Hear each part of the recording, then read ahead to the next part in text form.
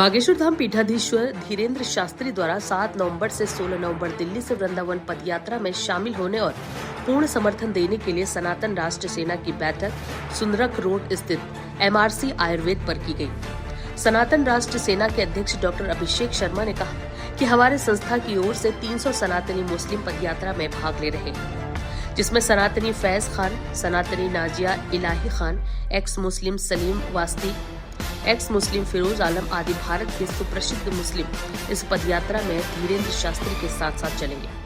उन्होंने कहा कि कुछ लोग उनकी पदयात्रा का विरोध कर रहे हैं।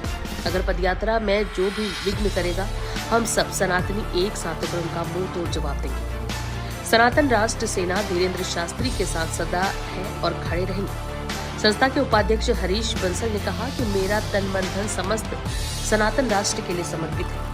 ब्रज क्षेत्र के अध्यक्ष बलराम शर्मा ने कहा कि 10 दिन पदयात्रा में शामिल होकर राष्ट्र हित के लिए कार्य करेंगे। उसकी सारी तैयारी कर ली गई है। वहीं डॉक्टर तपस्या शर्मा ने कहा कि हम सब सनातनी बहनें हिंदू राष्ट्र बनाने में धीरेन्द्र शास्त्री का सहयोग करेंगे। बता दें कि इस बैठक में इंद्र कुमार, नंद किशोर, सुरेश, कन्हैया शर्मा आदि मौजूद रहे। देखिए वृंदावन से हमारे सहयोगी मुकेश पाठक ने खास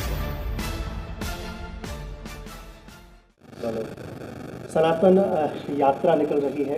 अपनी सनातन राष्ट्रीय सेना क्या योगदान कर रही है और महिलाओं का इसमें श्रेय कितना रहेगा?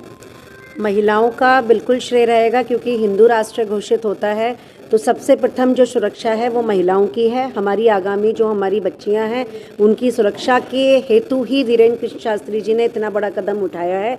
तो मैं तो यही चाहती हूँ कि महिलाओं का पूरा समर्थन पहले तो है ही, और जो महिलाएं अभी जिनको जानकारी नहीं है तो मैं उन्हें जानकारी दे देती हूँ कि कल से लेके 16 नवंबर तक पदयात्रा निकल रही है दिल्ली से वृंदावन।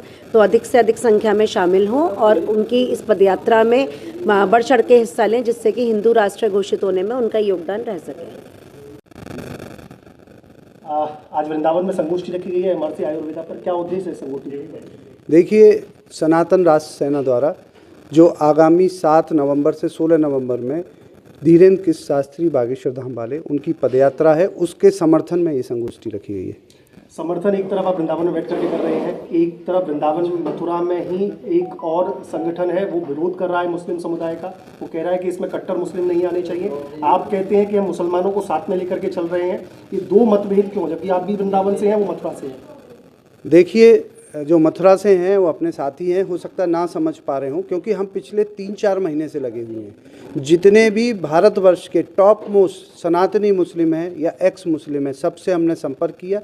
सनातन राष्ट्र सेना के द्वारा उनको निमंत्रण भेजा और उनको समझाया कि जो बागेश्वर वाले बाबा जी हैं उनके साथ रहने से, क्योंकि वो सबकी बात लेकर चलते हैं, वो शांति की बात करते हैं, वो सनातन की बात करते हैं, वो हिंदू राष्ट्र की बात करते हैं, और उनके साथ चलने से सभी का भला होने वाला है, सारे जातियों का, सारे धर्मों का।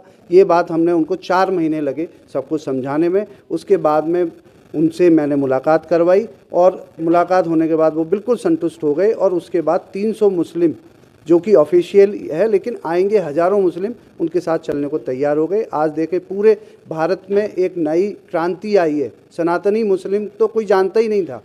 एक क्रांति आने का जो सनातन राष्ट्र सेना है एक जरिया बना है, और मुझे लगता है आने वाले भविष्य में बहुत सारे लोग सनातन में, चाहे धर्म मुस्लिम क्यों ना हो, लेकिन जीने का तरीका सनातन अपनाएंगे, जिससे शांति सौहार्द बना रहेगा। आपकी सेना के द्वारा कितने लोगों को यहाँ से लेकर के जाया जा रहा है? यात्रा में कितने लोग सम्मिलित होंगे और क्या प्लानिंग है आपकी सेना की? हमारे सेना में एक तो पलवल में ऑलरेडी बना दिया है हमने जलपान की व्यवस्था, वहाँ बैनर तले सारे काम होंगे, कैप लगा के सारे लोग रहेंगे, 200-300 लोग वहाँ रहेंगे। लेकिन धीरे धीरे सारे लोग वृंदावन से, क्योंकि मुझे जो है डेली जाना पड़ेगा, 9 तारीख से सारे सनातनी मुस्लिम शाम को पदयात्रा में शामिल होंगे और स्टेज पे ले जाएंगे। तो जो भी आना जाना जितने भी लोग आएंगे मुझे ही देखना है, तो मैं डेली रहूँगा, और अपने जितने भी साथी हैं वो मेरे साथ में रहेंगे, जो कि सैकड़ों की संख्या में होंगे।